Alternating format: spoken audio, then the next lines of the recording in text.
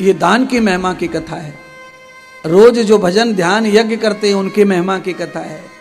यज्ञ करने का मतलब स्वाहा भी होता है और यज्ञ करने का मतलब दिया जलाना भी होता है। जिसके घर में नियमित दिया जलता है प्रभु नाम का, उसकी जिंदगी के घर में हमेशा ही उसके चिराग जलते रहेंगे।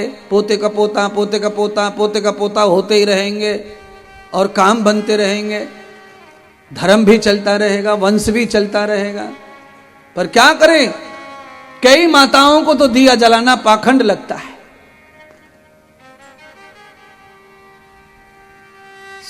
ऐसे दिए जलाने की बात इंद्रदेव नहीं करते कि तुम्हें दिया जलाने से ये फल मिलेगा, मिट्टी का ये फल मिलेगा, तांबे का दिया ये फल देगा, चांदी का दिया ये फल देगा, सोने का दिया ये फल देगा। चाहे आप हीरे मोती से जड़े हुए दिए जलाओ, पर दिए का काम सिर्फ एक ही है, वो अंधकार को मिटाता है। उसे कोई फर्क नहीं पड़ता पात्र से वो कौन से पात्र में जल रहा है।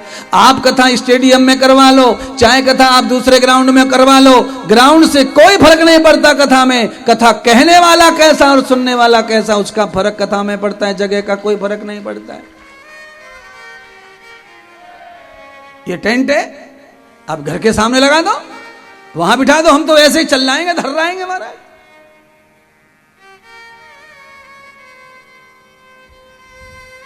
सोने की दीवारें लगवा दो टेंट की चारों तरफ से, ऊपर से भी सोने की छत डलवा लो और ऊपर से इत्र टपक रहा हो और कथा सुनाने वाला कुछ न जानता हो, तो सोने के मंडप से फिर कुछ होने वाला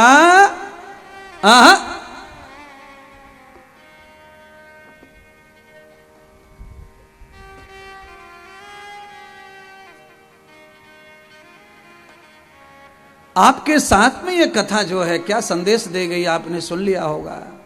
ये कथा संदेश ये दे गई कि सदैव कोई भी एक जैसा रहता नहीं है। बहुत बड़ी संपत्ति को पाकर भी वो संपत्ति का मालिक नहीं रहेगा। बहुत गरीब होकर कोई गरीब नहीं रहेगा। राजा बलि इंद्र बन गए, इंद्र भिखारी बन गया। राजा बलि क्षीर सागर में विष्णु जी के साथ में चले गए, लक्ष्मी जी के बिस्तर पे जाके सोने का मौका मिला। जो विष्णु दुश्मन थे देवता उनके राक्षसों के, वही विष्णु राक्षसों को अपने घर ले जा रहे हैं और अपनी पत्नी के बेडरूम को दे दिया, इसमें सोना है आपको। समय बड़ा बलवान है, समय कब जीवन में कैसा आ जाएगा किसी को पता नहीं है समय का।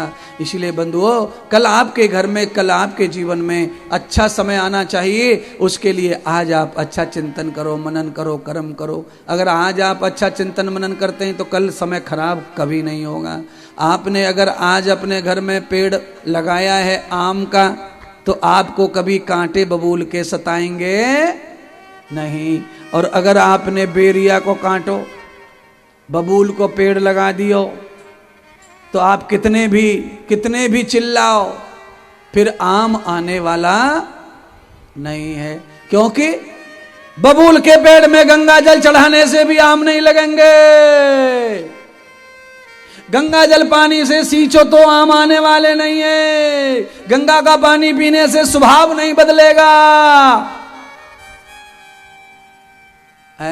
गंगा को मानने वाले केवल 13% लोग हैं दुनिया में, बाकी सारे लोग गंगा को मानते नहीं हैं और उनका कुछ भी नुकसान नहीं हो रहा है। हाँ, और गंगा को मानने वाले इतने बैठे हैं, इनके नुकसान पे नुकसान हो रहा है। इसका मतलब गंगा को मानना चाहिए कि नहीं मानना चाहिए? गंगा को मानना चाहिए, पर गंगा उन्हीं को फायदा करेगी जिनका मन गंगा जैसा है, बुद्धि गंगा जैसी पवित्र है, उनको गंगा फायदा करेगी। आप ये ध्यान रखो, क्योंकि गंगा का पानी ला करके आपके गांव के नाले में डाल दिया जाए तो नाला गंगा नहीं बन जाएगा। ये ध्यान रख लो, नाला जाके गंगा में मिलेगा तो गंगा बनेगा, पर गंगा नहीं बनेगा नाला कब? जब गंगा नाले में आए तब नहीं बनेगा। आप मिलो भगवान से, आप भी अच्छे हो जाएंगे। नाले तो पड़े ही हैं गंगा में, दुनिया भर के, तो भी लोग गंगा ही मान रहे हैं। गंगा का स्तर इतना ऊंचा होता है कि गिरे हुए स्तर के 10-20 उसी नाले पड़ जाए, कोई फर्क नहीं पड़ता उसको। वो अपने स्वभाव के साथ में कल्याण करने के लिए बैठी है। गंगा अपना काम कर रही है, पर गंगा गंगा उसी का काम करती हैं जो गंगा के लायक होता है। जो गंगा के लायक नहीं नालायक है, तो आप समझ लो नालायक का तो कहीं भी ठिकाना नहीं है, तो गंगा काहे को ठिकाना बनाएगी उनका। लाखों लोग करोड़ों लोग डूबक मार के आ गए गंगा में, पर जो लायक है उनका कल्याण हो गया होगा, जो नहीं है वो रह गए, लटक गए। नहाया है, धोया है, भरला है पानी, घर में रख दियो, त्रिवेणी को कुंभ को पानी घर में रखो है, और वही दारू पी रहे रोजाना, टुर्रा डे मार रहे यार। संगम में से डुबकी मार के पानी भर के लाए थे 5 लीटर की बोतल, पूरे गांव में बांटना है, पूरे गांव में। अभी हम लोग कथा सुना के आए ना बिहार से तुम्हारे यहाँ, तो रास्ते में लोग प्रयागराज से चढ़े, तो उसमें कर्नाटक के 2 लड़के भी चढ़े हुए थे पहले से, हमारी सीट पे बैठे थे। हमने जाकर वो खड़े हो गए, ओए पूरा बैरल पानी का त्रिवेणी संगम का, और त्रिवेणी संगम का बैरल, और महाराज हमने सुबह नाश्ता देखा उनका तो मछली ठूस रहे, और बैरल गंगा जी का ले जा रहे घर पे। अब जिसका आहार मछली और बकरे का है, ऐसे का गंगा कुछ करने वाली नहीं है।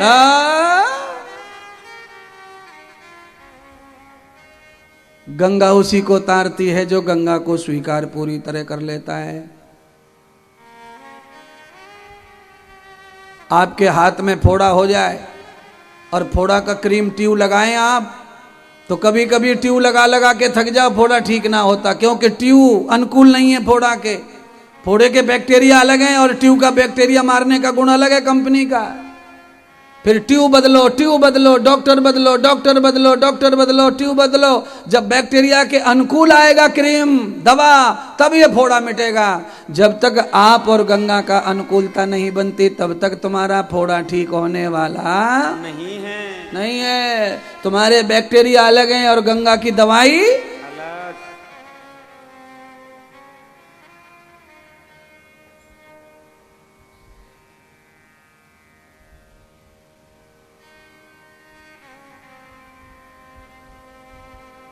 तो क्या करना चाहिए फिर? जब जब हो धर्म के हानि, जब जब हो धर्म की हानि, पारई असुर अधम अभिमानी। हाथ जोड़ लीजिए। भगवान के बारे में अगर कुछ हम कम कर रहे हैं तो हाथ जोड़ के कम करो तो पूरा फल मिलता है। भगवान विष्णु के पार्षद जय विजय का सनत कुमारों के श्राप से राक्षस योनि में जन्म हुआ 3 बार। एक जन्म हिरण्यकश्यप हिरणाक्ष के रूप में हुआ, भगवान ने अलग अलग अवतार लेकर उद्धार कर दिया। दूसरा जन्म उनका त्रेता में कुंभकर्ण और रावण के रूप में हुआ, तो भगवान श्री राम के रूप में आ गए। तब तब धरे प्रभु विविध शरीरा, तब तब धरे प्रभु विविध शरीरा। हरहि सकल निधि सज्जन पीरा, हरहि कृपा निधि सज्जन पीरा। श्री राम जय राम जय जय राम, श्री राम जय राम जय जय राम, श्री राम जय राम जय जय राम। भय प्रगट कृपाला दीन दयाला, कौशल्या हितकारी। हरिसित में तारी मन मनहारी, अद्भुत रूप निहारी। परम पावन परमात्मा ने राम अवतार लेकर कौशल्या को भी हर्षित किया और साथ में अपने वचन द्वारा जय विजय कुंभकर्ण रावण का उद्धार किया। जय विजय का तीसरा जन्म हुआ द्वापुर में। भगवान श्री कृष्ण की बुआ के यहां पर उनका जन्म हुआ। कहते हैं कुंती की एक बहन थी, उनके घर में जन्म हुआ शिशुपाल और दंतवक्र का।